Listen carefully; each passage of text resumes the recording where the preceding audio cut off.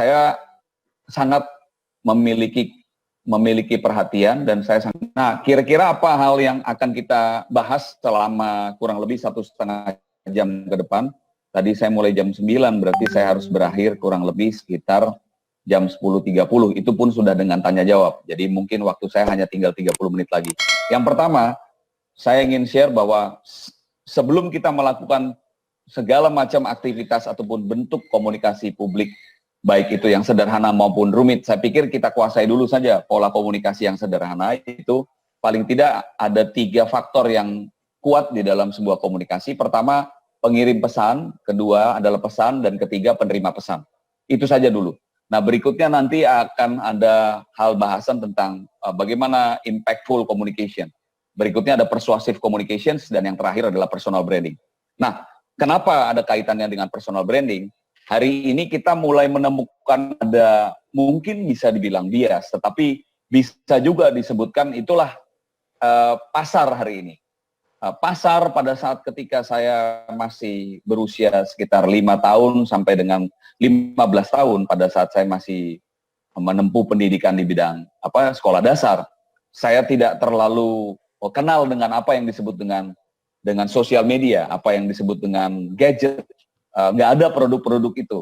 Saya adalah generasi X yang Bapak Ibu sudah bisa tebak lah sekarang usia saya, Pak. Sehingga pada saat saya lahir, saya tidak dijejali dengan sosial media, dengan smartphone dan alat-alat IT yang lain. Dan pada saat itu saya tidak terlalu mementingkan seorang guru populer atau tidak. Seorang guru yang akan saya masuki kelasnya itu punya followers berapa, punya sosial media apa saja, punya bisa jadi viral ataupun trending topik apa enggak. Saya enggak terlalu peduli terhadap itu. Karena sosok guru yang saya terima pada saat saya masih kecil itu adalah sosok guru yang memang saya tahu persis merupakan produk yang lahir dari generasi di atas saya, yaitu generasi mature dan generasi baby boomers. Guru-guru yang punya kemampuan untuk mengingat sejarah, guru-guru yang bisa bercerita, guru-guru yang bisa membangkitkan semangat. Nah, tapi hari ini saya mau sampaikan bahwa kita berhadapan dengan pasar yang sudah begitu dinamis. Anak-anak yang menjadi salah satu pasar dari Bapak Ibu sekalian, ataupun menjadi konsumen Bapak Ibu sekalian, itu sudah punya guru-guru yang lain. Guru mereka itu namanya YouTube, Instagram, dan yang lainnya. Dan mereka semuanya itu sangat terpengaruh dengan satuan ukur yang diciptakan oleh kemajuan teknologi hari ini. Followers, interactions, engagement, dan semua istilah-istilah yang lainnya, konten yang menarik, konten yang viral, konten yang trending topik, likes yang banyak menjadi penting. Saya mengatakan bahwa hal itu yang disebut dengan seringkali saya menilainya itu bias. Tapi saya juga memahami bahwa hari ini mereka sebetulnya adalah konsumen kita. Sehingga kalau kita jauh dari mereka, maka sesungguhnya kita nggak akan pernah bisa menarik perhatian mereka terlebih dahulu. Jadi kita tahu bahwa teknik-teknik mengajar atau teknik berkomunikasi dengan publik pada saat zaman 10-20 tahun yang lalu sangat berbeda dengan hari ini. Nah, menurut saya setuju dengan teknologi dan sosial media, tetapi saya nggak terlalu setuju juga sepenuhnya bahwa kita harus terlalu tergantung. Sehingga ini kita yang harus bisa melakukan balancing antara sosial media dengan kompetensi kita. Yang ideal menurut saya, seorang guru mungkin perlu populer, tetapi pada saat yang sama kompetensinya harus seimbang dengan popularitasnya. Nah, kalau hari ini kita lihat ada banyak orang yang tiba-tiba dengan sosial media, popularitasnya lebih tinggi, lalu kompetensinya tidak seimbang, maka yang terjadi di sini adalah gap. Nah, saya berharap kita semua bisa mengisi gap tersebut, sehingga kalaupun kita belum populer, nah kita naikkan popularitas kita untuk mengejar kompetensi kita atau mengejar popularitas guru-guru yang lain. Apakah penting populer itu? Ya nanti kita bisa jawab dan kita bisa diskusikan. Menurut saya penting, tetapi tidak harus menjadi yang mutlak. Nah, itu ada kaitannya nanti dengan personal branding, di personal branding. Tapi sejatinya seperti ini, komunikasi ataupun sebuah pesan itu memang akan menjadi jauh lebih bermakna ketika yang menyampaikannya itu berpengaruh. Itu mungkin bahasa yang lebih menarik. Jadi kalau ditanya, apakah Bapak Ibu hari ini saya harapkan bisa populer. Saya mungkin lebih senang dengan istilah berpengaruh. Berpengaruh itu bukan saja populer, tapi kompeten. Lebih dari sekedar popularitas. Nah, bagaimana cara mempopulerkan diri? Ya, nah silahkan di Pusdapin mungkin banyak juga literasi tentang itu, dan mungkin ada pembicara-pembicara lain yang lebih kompeten di bidang itu. Jadi itu lebih mikro lagi pembahasannya. Bagaimana bisa lebih populer di YouTube, bagaimana lebih populer di Instagram, bagaimana populer di Twitter, dan lain sebagainya. Setiap platform itu memerlukan effort yang berbeda-beda. Next. Yang pertama dulu, ya ini, sesederhana ini.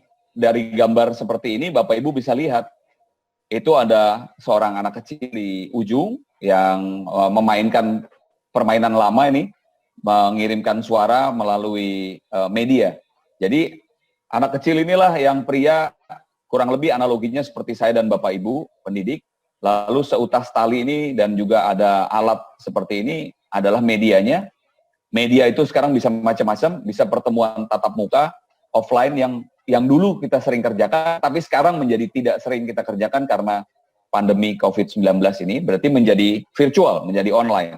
Lalu ini adalah penerima pesannya, yang wanita ataupun adik kecil yang menggunakan baju warna pink. Saya selalu melihat sesederhana ini saja pola komunikasinya. Karena kalau saya buat terlalu jelimet gitu, akan sulit. Jadi sesederhana ini, bagaimana saya mengirimkan sebuah pesan kepada orang lain dan pesan itu bisa ditangkap. Sesederhana itu. Saya mencoba selalu sebelum mengajar membuat filosofi umum di dalam kepala saya seperti itu. Artinya mau sekompleks apapun materi pelatihan saya, kalau saya nggak bisa menyederhanakan seperti ini, ya percuma aja, nggak bisa nyampe gitu pesannya ke orang lain. Next. Ini ada kutipan yang menarik ya, bahwa memimpin pada dasarnya adalah perkara mempengaruhi dan meyakinkan orang lain. Nah, kenapa guru ataupun pendidik saya sebut sebagai pemimpin? Ya karena sederhana saja, pada dasarnya semua orang ketika masuk harus mendengarkan seorang pendidik. Kan semua orang kan berusaha mengosongkan atau mengkonsentrasikan pikirannya kepada seorang tokoh. Nah, maka saya sangat yakin bahwa seorang guru itu atau seorang pendidik harus memiliki keyakinan bahwa pada saat dia mengajar, dia sesungguhnya bukan hanya mengajar, dia sesungguhnya sedang memimpin. Jadi kalau ada guru-guru ataupun pendidik yang nggak terlalu suka dengan ilmu kepemimpinan, ya menurut saya agak aneh gitu loh. Jadi kita harus tahu bahwa kalau kita lagi di kelas dan kita sedang berbagi, itu sebetulnya bukan hanya kita sebagai seorang sharer atau seorang yang sedang sharing the knowledge, tapi kita sedang leading the knowledge, to lead people, memimpin gitu. Jadi, nah kalau di kepemimpinan itu ada persoalan tadi, yang sering dikatakan oleh Kate Lutman dan juga Eddie Erlandsen ini, penulis buku Millennials 2020, kalau tidak salah, saya kutip dari bukunya yang saya miliki. Jadi kita harus mampu nih mempengaruhi dan meyakinkan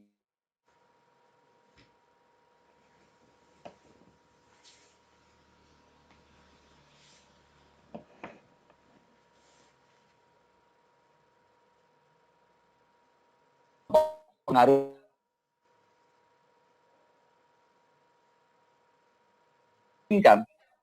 Di situ kelihatannya brand ataupun aware, citra, image pintar dan lebih bisa memimpin itu mulai terdegradasi atau terkurang ya, atau berkurang atau decrease gitu. Itu yang saya pikir jangan sampai terjadi. Next. Masih juga tentang memimpin pola sederhana. Boleh dipindahkan slide-nya. Oke. Ini pandangan yang lain dari Jack Canfield, penulis buku The Success Principle. If you don't believe in the messenger or leader, you don't believe the message. Nah, ini menurut saya kalimat yang sangat menarik ya, sangat sederhana, dan dari sini saja saya bisa lari kemana-mana. Kalau saya nggak percaya sama pendidik, atau saya nggak percaya sama orang yang akan menerangkan materi pendidikan, saya pasti nggak akan bisa percaya juga sama pesannya. Jadi Bapak Ibu bisa bayangkan kan, persoalan kita sebagai pendidik itu berat banget.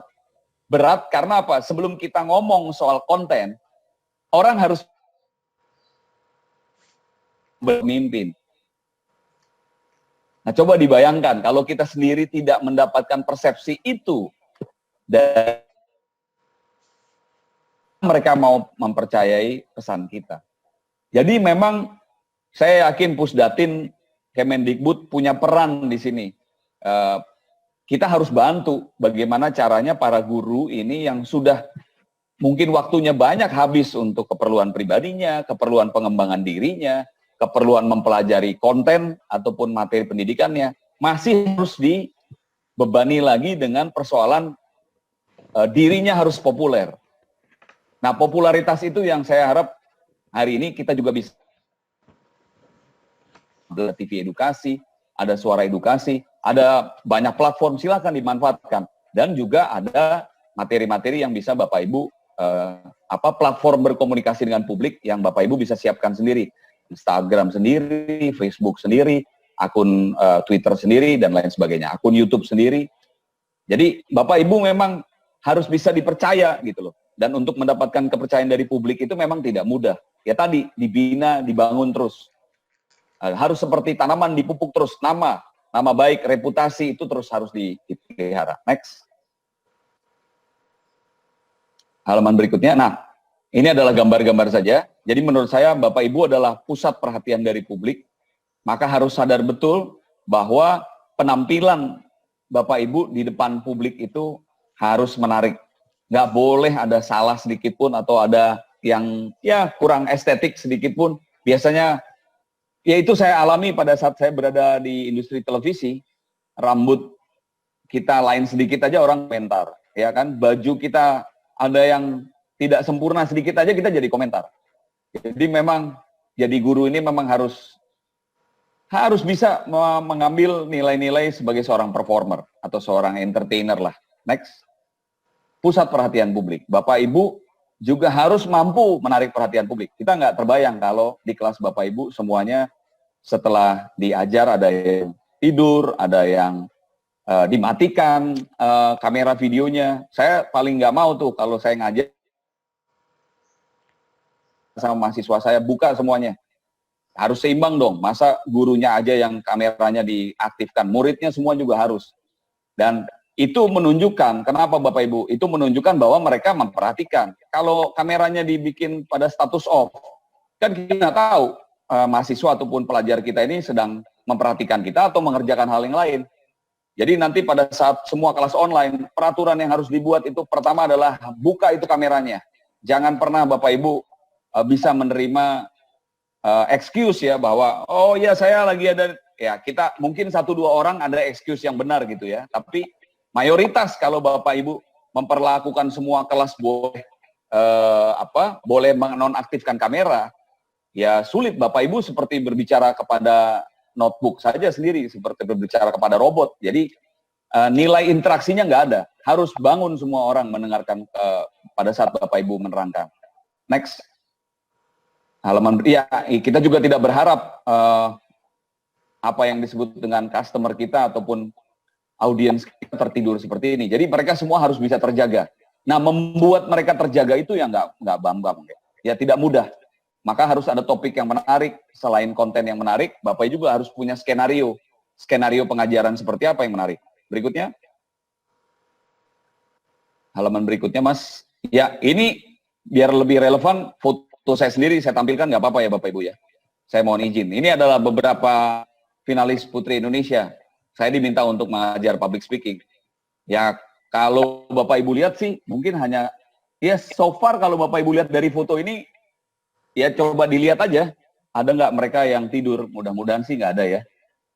Nah, saya selalu bermain juga dengan kemampuan syaraf mereka supaya bisa terbuka terus gitu loh. Jadi kalau mereka ada yang tidur, mereka merasa akan rugi banget gitu.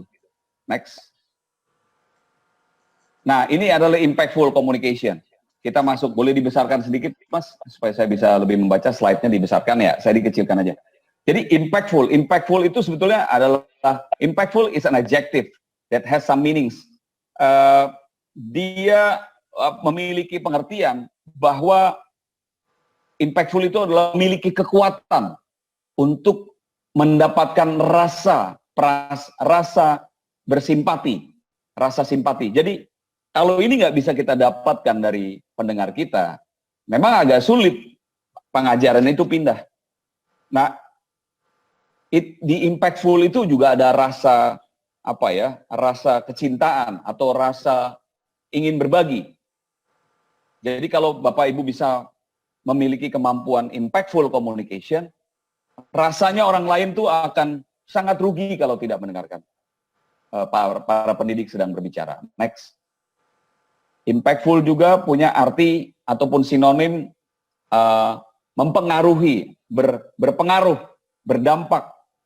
Ada sisi emosional, ada moving, impressive, dan juga touching. Nah, oleh karena itu, ini sebetulnya akan lebih menarik kalau kita masih ada di era offline teaching.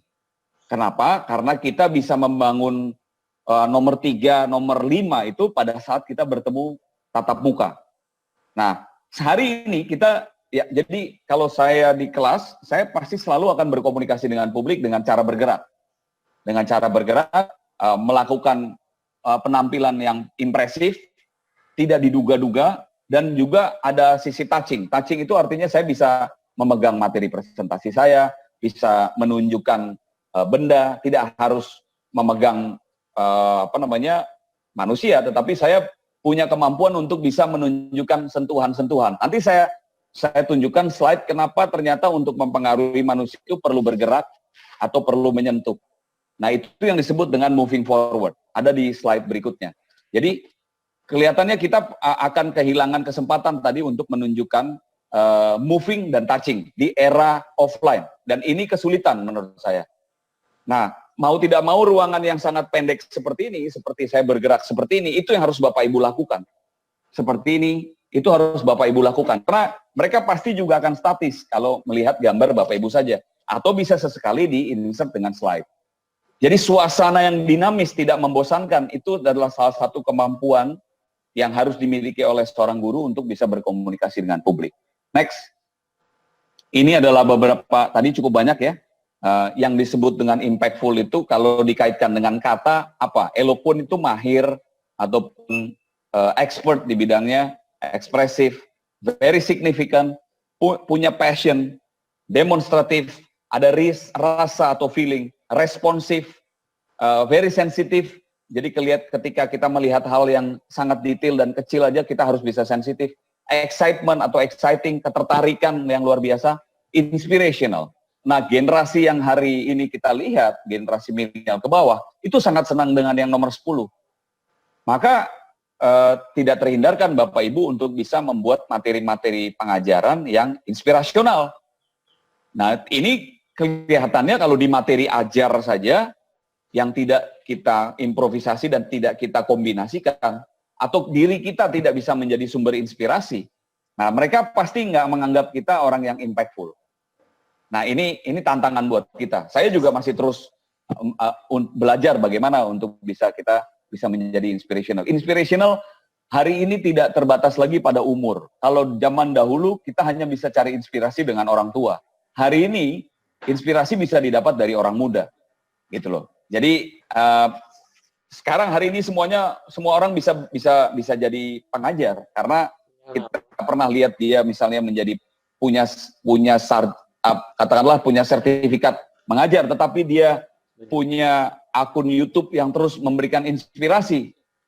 Hari ini dunia melabel orang seperti itu sebagai pendidik juga. Nah, itu berarti adalah salah satu yang bisa kita jadikan salah satu acuan ataupun salah satu cara ataupun salah satu kesempatan untuk kita bisa apa yang menarik dari orang tersebut yang kita bisa pelajari. Next, ya. Jadi communication, karena saya bergerak di bidang communication dan tadi adalah impactful. Ternyata communication itu berkomunikasi dengan publik.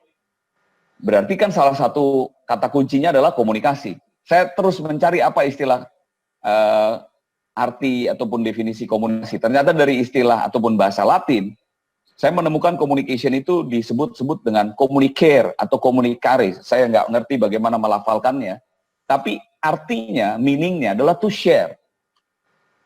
Jadi ternyata hari ini juga generasi muda itu lebih senang mendapatkan sharing daripada mendapat, yang saya lihat ya, ada beberapa yang entah kenapa terlalu happy dengan kata teaching. Dari beberapa generasi milenial yang saya hadapi, mereka lebih senang kalau saya sharing. Padahal sebetulnya saya sedang teaching. Nah, jadi untuk menarik perhatian generasi milenial, kadang-kadang di beberapa kelas saya tidak mengatakan selamat pagi, saya Charles Bonar Sirait, hari ini saya ingin mengajar Anda gitu.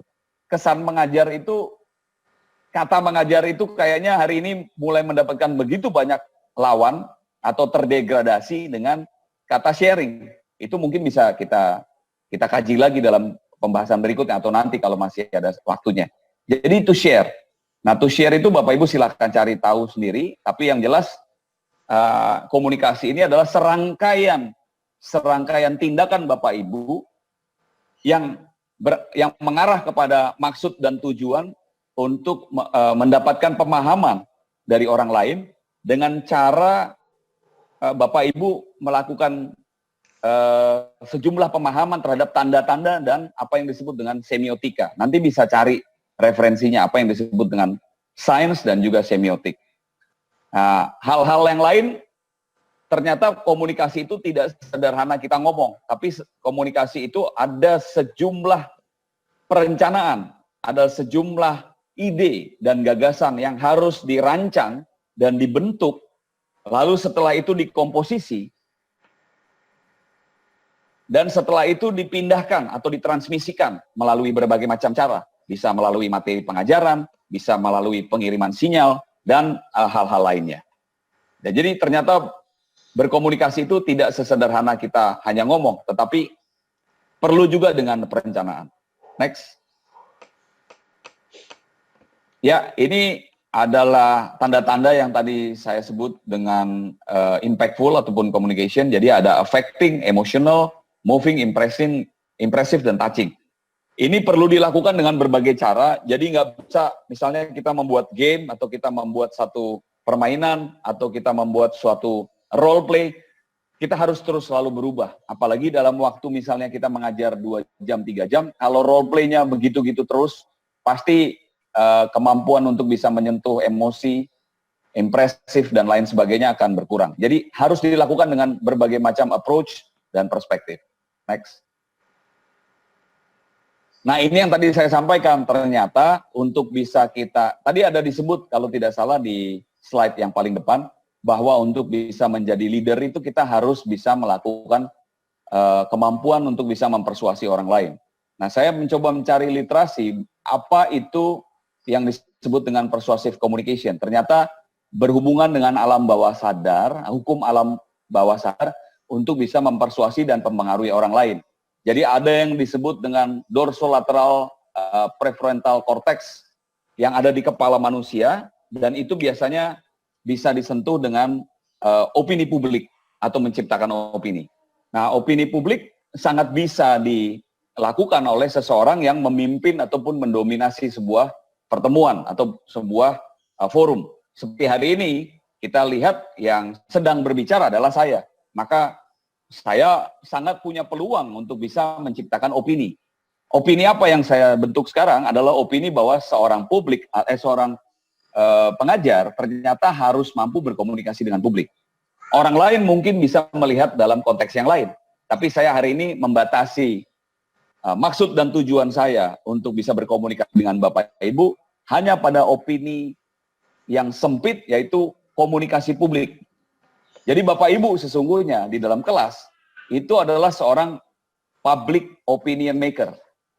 Kalau Bapak Ibu tidak bisa membentuk sebuah opini, ya tentu Bapak Ibu belum memaksimalkan kemampuan menjadi seorang pengajar ataupun pendidik. Next. Berikutnya, nah ini yang tadi ya kurang lebih saya ambil bahannya dari beberapa bab yang Bapak Ibu bisa lihat di bawah teksnya.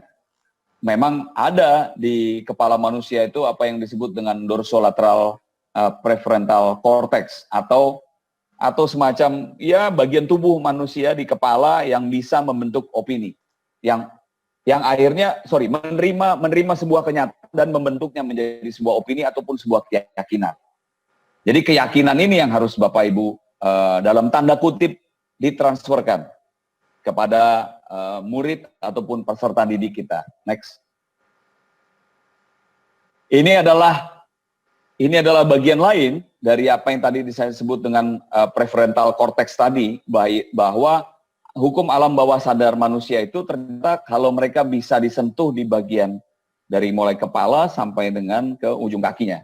Nah, salah satu caranya adalah menampilkan tadi gambar untuk membentuk tadi image impresif, image bahwa kita ada emotional, inspirational, dan lain sebagainya. Maka guru di zaman hari ini tidak mungkin bisa berjuang lagi sendiri seperti pada saat zaman dahulu ketika media belum terlalu banyak ada. Karena hari ini para peserta didik kita sudah dijejali dengan begitu banyak media ataupun dijejali dengan begitu banyak devices ataupun alat-alat. Nah, sehingga guru memerlukan alat bantu menurut saya. Pendidik memerlukan alat bantu. Yang hari ini saya lakukan alat bantunya adalah alat peraga yang ada di depan. Bisa juga dalam bentuk video. Tapi saya merasa hari ini saya cukup menggunakan materi bantu yang di depan. Dan ini harus dicari sendiri. Next, kita percepat saja karena 5 menit lagi sudah harus tanya jawab. Nah, yang terakhir adalah personal branding. Personal branding ini menurut saya sudah tadi saya jelaskan di lingkaran keempat. Jadi tadi memahami pola komunikasi yang nggak ada terlalu banyak kaitannya sebetulnya dengan materi ajar kita, tetapi ini terkait dengan eksistensi. Nah, ternyata para pendengar atau para pelajar hari ini itu mempersoalkan persoalan dikenal atau tidaknya seorang pendidik. Dan disinilah perlunya personal brand. Materinya nanti Bapak Ibu bisa baca, tapi saya sedikit ke belakang saja, next. Personal branding itu artinya Bapak Ibu menunjukkan otentisitasnya. Setiap orang punya personal brand yang berbeda-beda. Jadi antara satu guru dengan guru yang lain harus punya keunikannya sendiri. Kalau satu guru ini misalnya agak eloquent atau agak mahir di dalam bercerita, nah guru yang lain, wah saya harus mahir dalam mempertunjukkan permainan misalnya, atau hal-hal yang lainnya. Next. Ini adalah pemahaman tentang personal brand, tapi saya mau lihat aja ke contoh yang lebih konkret, karena sudah waktunya 5 menit lagi tanya jawab. Next. Nanti Bapak, nah ini adalah beberapa tokoh di era saya, yang saya rasa sudah mulai berubah ya.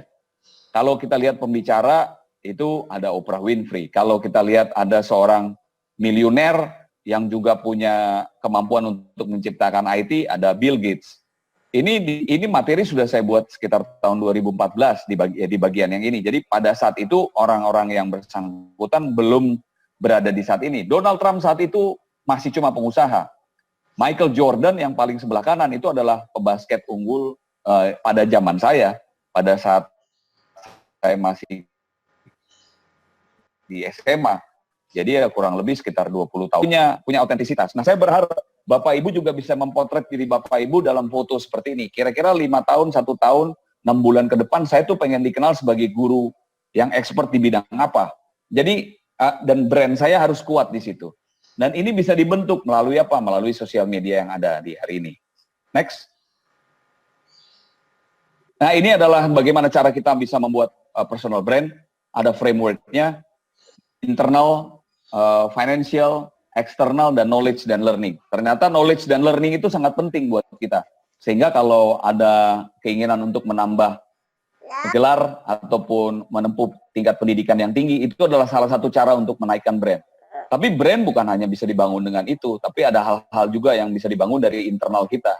Dari keluarga kita, family kita. Eksternal adalah orang-orang yang di luar, termasuk mungkin kalau internal mungkin juga bisa disebut internal organization kita, Kemendikbud atau Pusdatin ya. Eksternal adalah faktor-faktor di luar Kemendikbud. Ini ada hal-hal yang Bapak Ibu bisa lihat, ada personal vision, personal ambition, dan lain sebagainya.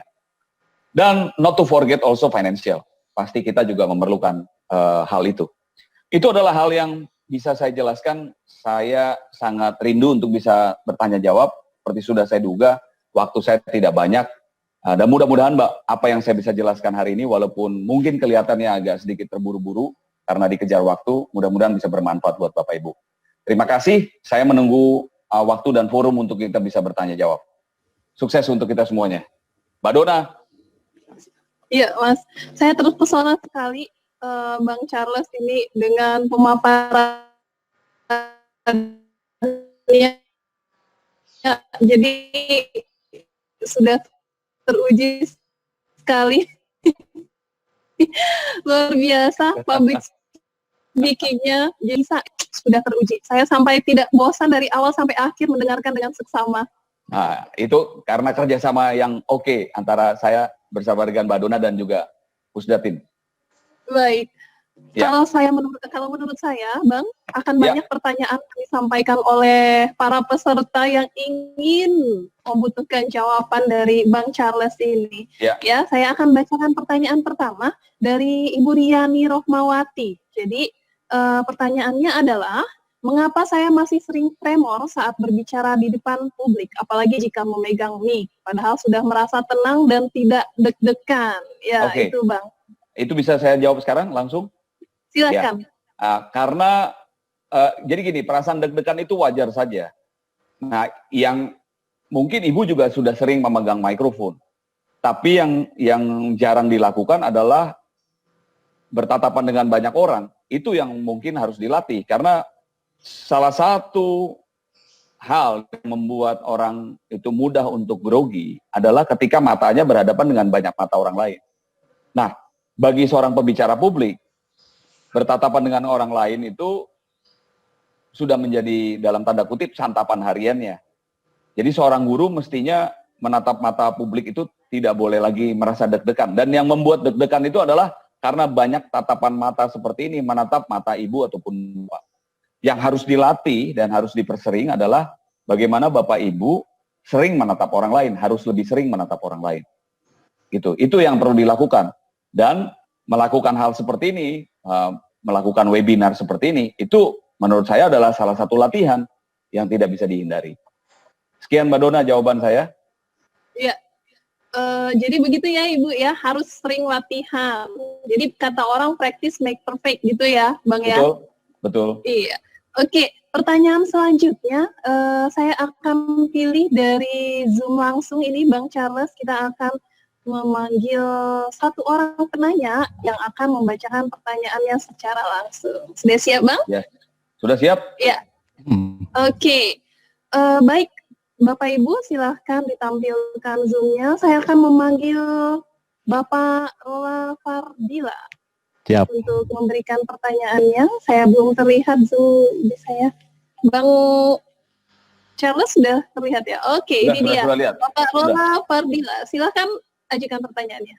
Baik, bismillahirrahmanirrahim. Assalamualaikum warahmatullahi wabarakatuh. Saya nggak bisa dengar suaranya. Masih mute suaranya sepertinya Pak. Boleh diklik unmute. Sudah? Ya sudah. Sekarang saya sudah. Ya. Sudah bisa dengar. Bismillahirrahmanirrahim. Assalamualaikum warahmatullahi wabarakatuh. Apa kabar Pak Rola? Selamat siang, Bang Charles Bonar Sirait. Ini saya mau bertanya masalah grogi, tapi sekarang masih grogi. Jadi seperti tadi saya chat ke admin, menguasai kelas dengan strategi dan media. Jadi karena hanya ketika di publik, itu kadang-kadang misalnya di kemasyarakatan atau di kegiatan lain. Muncul grogi, tadi disampaikan yang pertanyaan pertama itu grogi. Saya berpikirnya ini adalah kompetensi saya pribadi. Ini berbicara pribadi Bang ya, secara pribadi atau memang itu ada hal lain dari mentalnya. Jadi kalau mental kan ini berbicara fisik. Kalau berbicara fisik itu harus bisa dikembangkan secara literasi juga kan tetap kita baca, kita kuasai ilmunya, ketika praktek tadi disampaikan. Ketika syuting itu kadang-kadang grogi. Bang saya sudah lihat channel Abang, ada 3 channel YouTube, tapi betul ya Abang itu bukan orang yang populer di YouTube. Subreknya itu hanya 5-nya ya, sepakat bahwa popularitas itu tidak menjamin bahwa kita menjadi show up. Saya sangat semangat sekali, tapi Bang saya juga YouTuber. Artinya saya berbicara untuk belajar public speaking itu dengan YouTube. Makanya sebagai guru di masa pandemi ini, dari awal bulan Maret rata-rata guru-guru itu membuat media pembelajaran. Hanya kok saya sayangkan itu kemudian tidak mau tampil. Padahal dengan cara guru-guru rajin upload video mereka show up, itu akan melatih seperti di pelatihan pembatik level 2 untuk vlog, dan level 3 itu kan lebih menarik, membuat video pembelajaran. Ya kita betul-betul kita harus syuting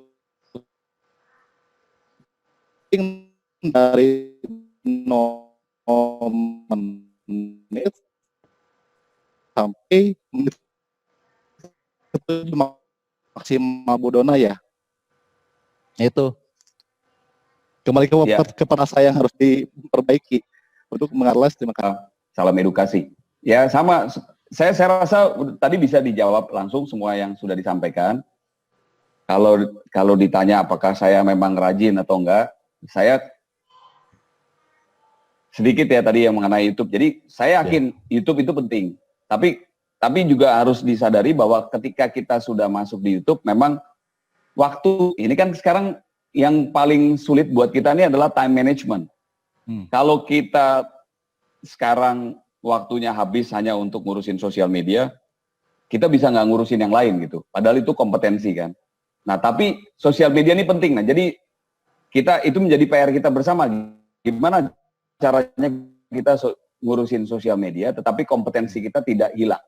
Nah jadi mungkin kalau dulu bikin konten YouTube itu harus berjam-jam, sekarang ini udah harus bisa singkat aja, upload aja, nah mudah-mudahan nanti populer lah gitu loh ya. Tapi itu perlu banyak lagi karena di YouTube tuh ada algoritma, ada dan lain sebagainya yang harus bisa harus bisa dikerjakan. Tidak mudah memang. Nah, coba saja itu nanti misalnya bisa diserahkan atau di arrange dan dikerjasamakan dengan Pusdatin. Nah, kembali kepada soal mental tadi. Karena memang yang saya bisa bantu atau saya bisa sharing karena memang yang kita sering tampil itu, kita sering tampilnya di konstituen kita di kelas. Orangnya itu lagi, maka tidak heran kalau kita bicara di kelas tersebut, kita pasti percaya dirinya sudah lebih tinggi. Ketemu dengan masyarakat yang baru, ketemu dengan orang yang baru, nah itu mulai lagi dari nol. Karena kita sesungguhnya nggak kenal mereka. Jadi memang kita agak sangat mungkin bisa menguasai audiens kita kalau kita kenal betul audiens kita dan kita sudah sering. Oleh karena itu, para pengajar saya sarankan ya perlu terus mengenal orang yang baru. Dan kalau kita sudah terus-menerus mengenal orang yang baru, tampil di mana saja, kepercayaan diri itu cuma ya itu pasti akan menjadi makanan harian lah ya. Itu pasti akan menjadi jauh lebih mudah. Karena tadi saya yakin Kang Rory itu menemukan orang-orang yang selalu orang-orang baru. Justru itu yang harus perlu dipersering. Kalau kita terus-menerus mengajar orang yang sama, maka kemampuan kita untuk confidence biasanya ya nggak terlalu bertumbuh dengan cepat. Itu dia.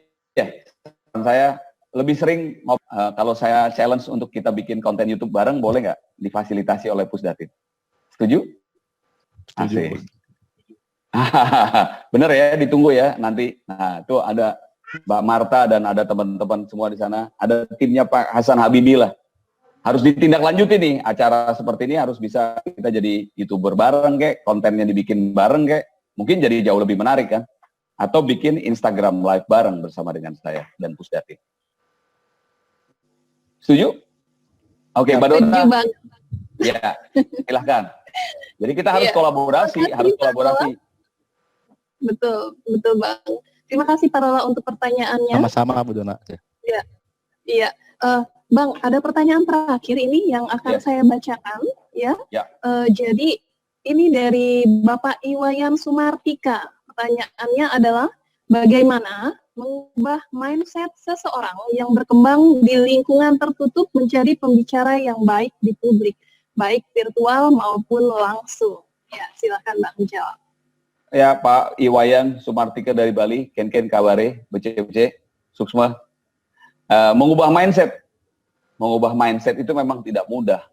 Karena mindset itu sudah menjadi bagian dari keseharian yang ada di dalam otak kita. Bahkan itu bisa dipengaruhi oleh budaya kita. Jadi kalau budaya di kita tidak mendorong kita menjadi pembicara. Saya merasa yang pertama harus tuntut untuk lebih aktif lagi untuk menjadi pembicara publik nih oleh Pusdatin dan juga oleh Bang Charles. Kira-kira dapat dukungan nggak dari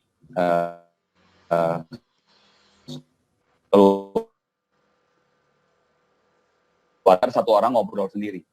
Nah, budaya seperti ini adalah budaya yang tampaknya akan menjadi sebuah hal yang normal ketika dunia belum bisa keluar dari COVID-19 dan kita masih akan terus belajar dengan metode ataupun format online. Nah, jadi ya dukungan dari keluarga itu harus. Yang kedua dari diri sendiri. Dan yang ketiga pasti kita punya dukungan dari organisasi kita. Saya rasa Pusdatin Kemendikbud sudah memulainya dengan baik. Tinggal diteruskan. Begitu Pak Wayan. Mudah-mudahan bisa terjawab. Suksma. Ya, baik. Terima kasih Bang Charles untuk jawabannya. Jadi keluarga harus mendukung, sangat mendukung sekali ya, biar bisa terlaksana dengan baik.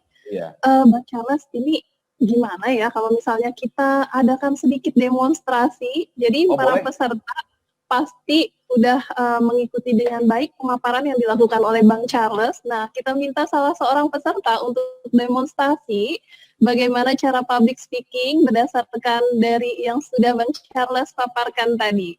Setuju ya? Setuju dong. Oke.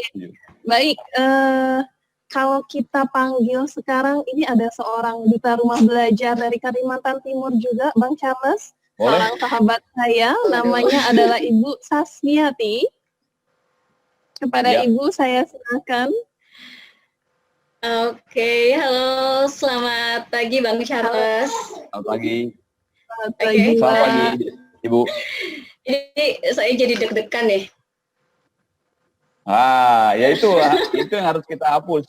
Pasti para pengajar ini percaya dirinya kuat.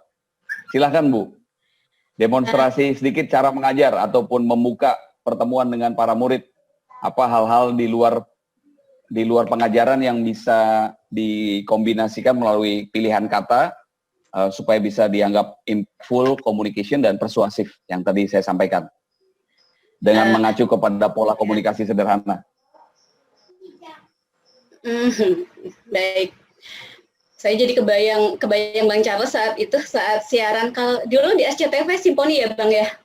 Wah, semuanya ada di mana-mana tuh dulu. Dulu ada di Simponi, ada di mana-mana. Tapi sekarang ternyata nyaman jadi guru.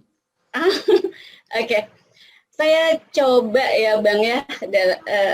Ini biasanya saya di depan saya juga ini mengelola channel YouTube di Provinsi Kalimantan Timur yang mengajarkan pembelajaran biasanya di depan anak-anak, tapi kali ini di depan Bang Charles, di depan ratusan teman-teman. Oke, saya perhatikan ya.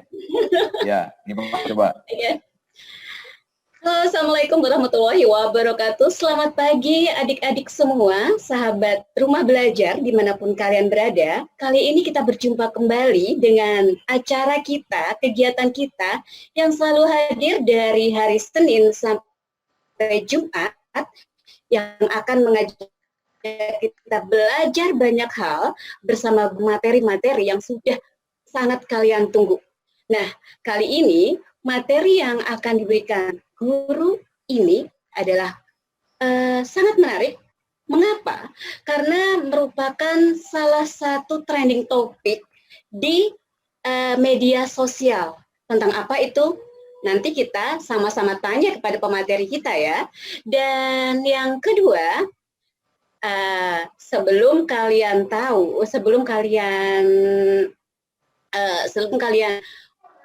belajar, tentunya kalian harus mengenal presenter kita nantinya. Nah, kali ini presenter kebanggaan kita, presenter yang kalian tunggu-tunggu adalah Bang Charles Bonar Sirait. Siapa mereka? Maaf, siapa dia?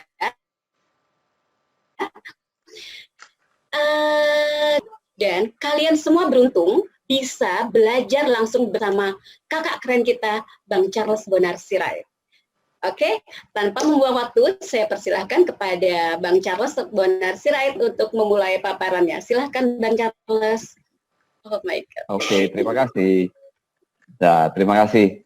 Ya, Terima kasih sudah bisa on the spot membuka forum pengajaran seperti itu. Jadi sebetulnya seorang guru itu juga sama seperti seorang pembawa acara ya, harus bisa menarik perhatian. Dan bagian dari menarik perhatian ini ada di impactful communication dengan persuasive communication. Itu yang memang nggak mudah. Dan ya nanti kita coba kumpulkan, Mbak Dona. Ada lagi atau enggak yang mau kita coba seperti ini demonstrasinya? Atau hanya Mbak Dona ada di mana? Bisa ditampilkan? Teman-teman Pusdatin, ya Mbak Dona. Ya, ini salah satu belajar kita Bang, ya cukup satu saja sepertinya demonstrasi speaking-nya. Mungkin bisa Bang Charles untuk berikan saran dan masukan. Ya, tentu kalau saran dan masukan secara detail dan khusus, ya kita akan melalui format yang lain ya, karena kalau untuk live streaming seperti ini belum tentu terlalu efektif. Tapi secara umum memang tadi gestur badannya, wajahnya, smile, menarik perhatian itu saya rasa sudah bisa menarik perhatian orang lain. Hanya karena diminta secara on the spot kan pasti ada kalimatnya yang ataupun kata-katanya yang terbata-bata. Saya juga seperti itu, kalau harus tampil belum tentu bisa juga perfect ya 100%, karena kalau live seperti ini pasti kita banyak juga hal yang kita lagi cari-cari kalimat apa di kepala kita tapi nggak dapat gitu loh. Jadi ketenangan tetap perlu kita pelihara supaya tidak terlalu terlihat kalau kita itu memang sedang grogi.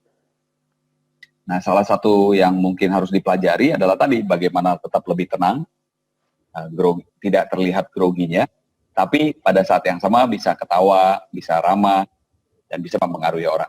Kalimat tanya juga perlu digunakan. Berapa banyak di antara Anda yang sudah mengetahui bahwa dengan mempelajari matematika, ternyata otak kita terbiasa untuk dilatih berpikir secara sistematis. Itu adalah kalimat tanya. Kalimat tanya banyak bisa digunakan juga untuk mempengaruhi orang lain. Atau apa yang disebut dengan persuasif. Itu yang mungkin belum digunakan. Itu dulu, Mbak Dona.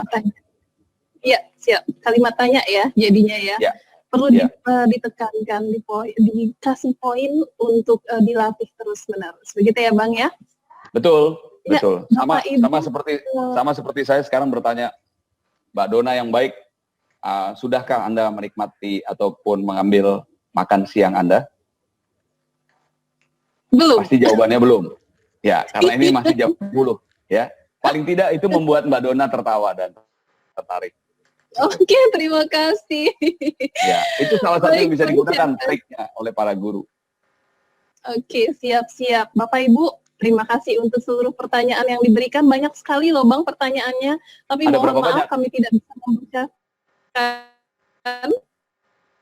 Gimana? Ya, ada berapa banyak pertanyaannya? Banyak ya? Melalui grup WA ataupun melalui email. Ngomong-ngomong, satu buah buku saya ini. Nah, itu dia. Jadi kita akan memilih satu orang yang akan Bang Charles berikan bukunya tadi dari 4 orang yang tampil, 3 pertanyaan dan 1 duta rumah belajar. Silakan Bang Charles pilih akan memberikan kepada siapa. Jangan ke saya yang jelas Bang, saya nggak ikutan tadi. Saya boleh pilih ke, ada persyaratan nggak milihnya harus kemana kan? Tadi pertanyaan cukup banyak tuh. Persyaratannya apa ya? Nggak ada ya? Ya, yang search aja deh mungkin. Ya, saya coba berikan pertanyaan, saya coba berikan hadiah ini atau satu buah buku Public Speaking for Teacher ini yang saya tulis itu ke ibu kita yang baru saja tadi demonstrasi yang di Kalimantan. Ibu Sasmiati. Iya, Bu Sasmiati ya. Ini buat Bu Sasmiati. Semoga terpacu lagi nanti. Dan buat guru-guru yang lain kita tunggu deh. Kita tunggu nanti karya-karya berikutnya kolaborasi dengan Pusdatin Kemendikbud. Ya, saya tunggu sekali di Jambi memang di Gramedia sudah tidak. Kita minta sama Pak Hasan Habibie dan Mas Menteri, Mas Nadiem, kita tunggu kolaborasinya. Setuju banget ya. Baik Bang, terima kasih luar biasa sekali. Jadi akhir kata saya ingin minta Bang Charles untuk memberikan closing statement. Ya, Bapak Ibu sekalian, para pendidik dan para guru di Republik Indonesia, teman-teman semuanya, sebangsa dan setanah air, saya sangat senang sekali kita bisa ketemu hari ini difasilitasi oleh Pusdatin Kementerian. Saya sangat apresiasi dengan acara-acara seperti ini dan saya terus akan mendukung effort dari Pusdatin seperti ini untuk mengisi kemajuan pengetahuan para guru dan memperlengkapi para guru khususnya dengan kondisi bangsa kita yang seperti ini yang